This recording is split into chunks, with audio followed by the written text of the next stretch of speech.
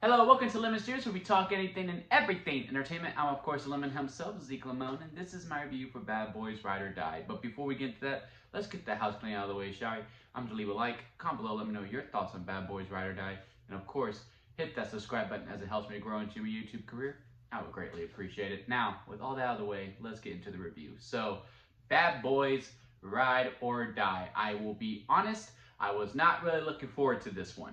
Not that I am not a fan of the Bad Boys franchise, and not that I am scoring Will Smith for what he did at the Oscars, but the trailers just weren't good to me whatsoever.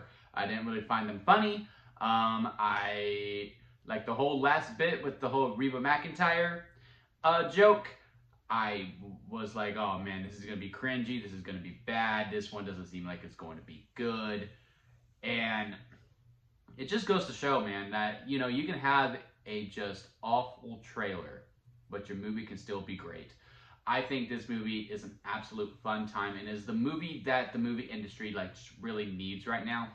Now, by no means am I saying Bad Boys Ride or Die is like Top Gun Maverick, where, you know, it really revitalized the movie theater experience. And I really don't think the movie industry is as bad as everyone's making it right now. I just think this is a good, healthy dose of what the audience wants. It is a recognizable IP.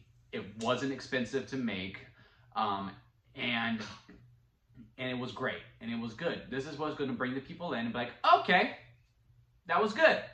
Maybe I am willing to take a chance on a original movie and go out to the movies again, because, you know, it's been kind of hit or miss with some of the quality of the movies. Again, the business-wise, I really don't think it's as bad as everyone's making it, but the quality, yeah, it has been lacking a little bit, and I think a movie like this that's going to have a good turnout, it's going to be great for business. I mean, Martin Lawrence and Will Smith, I mean, their chemistry is unmatched at this point. They bounce each other so well, and what they do so good within this movie is that they kind of flip a little bit, because Martin Lawrence has an accident, if you will, and he now believes he can't die.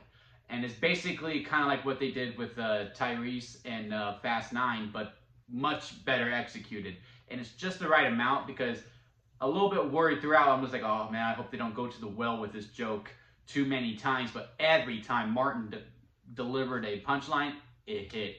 And I watched this in almost a full crowd in the theater, and I mean, when I'm telling you that we were laughing with him, we were cheering with him. Martin Lawrence is a huge standout in this movie, and it's kind of his for the taking. While Will, now that he does have a son that we got from Bad Boys for Life, which is going to confuse a lot of people later on down the road, because honestly, this one should be called Bad Boys for Life because it's the fourth movie. But, you know, hey, that's a conversation for another time. In that one, he got a son. In this one, he gets something else. And he has a lot to lose now. Like, as opposed to the first two, he was this bachelor who could, like, just be like, all right, well, you know, if I die, I die. I mean, like, what do I got to live for? In this one, he has much more to gain, so therefore he's starting to have panic attacks. He doesn't really know how to manage that. And that flip, to me, works very, very well within this movie. And, you know, Martin just really takes it to a whole other level. Again, it's just impeccable. The other thing that's really impeccable in this movie is the camera direction, the cinematography, just how it's portrayed. The action scenes are absolutely great. You know when you're going into one, too.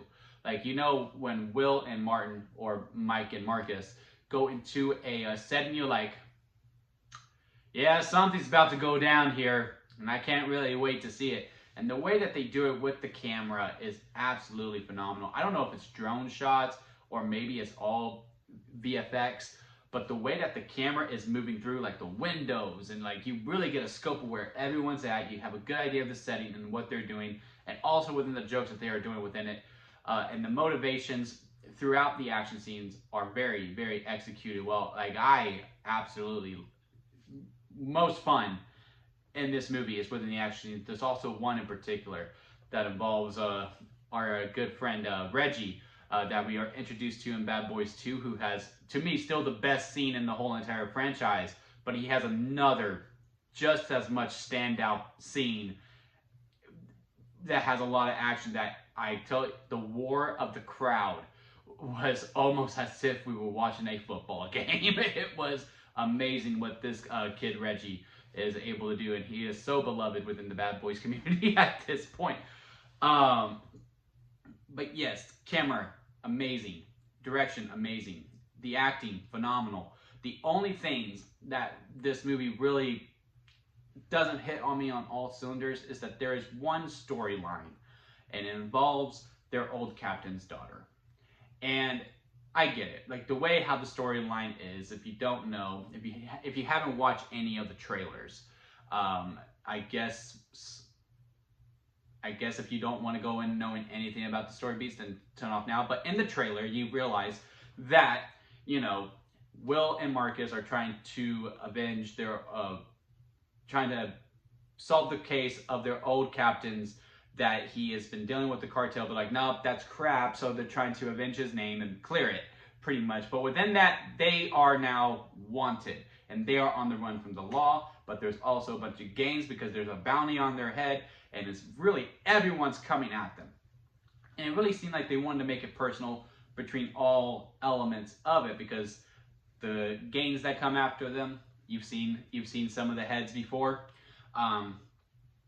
And within the old captain's daughter, she is part of the Marshall team, and the way that she just flips on Marcus and Mike, it's just a little bit unbelievable. And you know, I get it to a certain extent. Like, I only understood half of the motive, where everything's going down. She goes, "Hey, I want to be on this case." She goes, "Hey, man, we got you." She goes, "No, well, you know, you have this son." It's just the way that's all executed and how she just kind of turns on them so fastly. It's unbelievable to me, especially with how the captain was with them. I don't really recall her in any of the other movies, so maybe the other movies develop it out a little bit more. But to me, it really just came out of nowhere, and it's the only story element where I'm just like, well, we could have flipped it. We could have given it to this other character. There's an FBI character in there too that could have served as the cop villain, if you will, because, you know, there's the cop villain, there's the gang villain, and then there's, you know, the villain. And we could have probably gave the cop villain to that guy instead of, you know, trying to make it personal. But I also get why, because with how it ends, you had to do it this way in order to really justify it.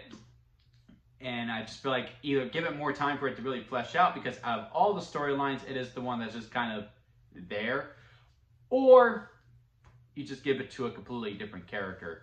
But overall, besides that one story beat element that to me is very, very jarring, I think it really hits it out of the park. And honestly, to me, the Bad Boys franchise is kind of becoming, you know, like Mission Impossibles, where, you know, the latest entry is usually the best entry. I like 2 more than 1. I like 3 more than 2 and 1. And I like 4 more than 3, 2 and 1.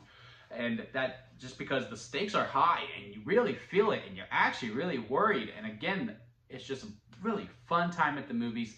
And it's something that I haven't had in the theater since maybe Top Gun Maverick, where when the movie ended, people clapped and people were really happy to be there. And also just, it was a full communal experience, because again, we were all laughing really hard. We were all just having the greatest of times.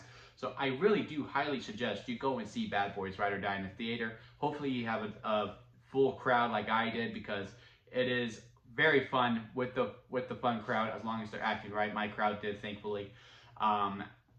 If I had to rate it on a lemon scale, I would give it the freshly squeezed lemonade, and that is the second highest honor. It goes sour, expired store-bought lemonade, then just store-bought lemonade, and then lemonade, freshly squeezed lemonade, then strawberry lemonade at the very top. It could have possibly flirted with strawberry a little bit if it wasn't for the U.S. Marshal storyline. Honestly, the U.S. Marshal storyline with the old captain's daughter might chunk it down to lemonade a little bit, but I'm gonna give it the freshly squeezed because I just had such a great time within the movie.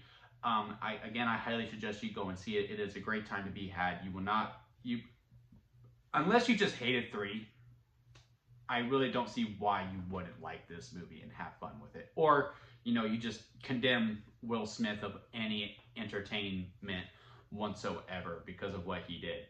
Those are the only 2 reasons why I would think you do not like this movie. But yeah, it's a highly good recommendation for me.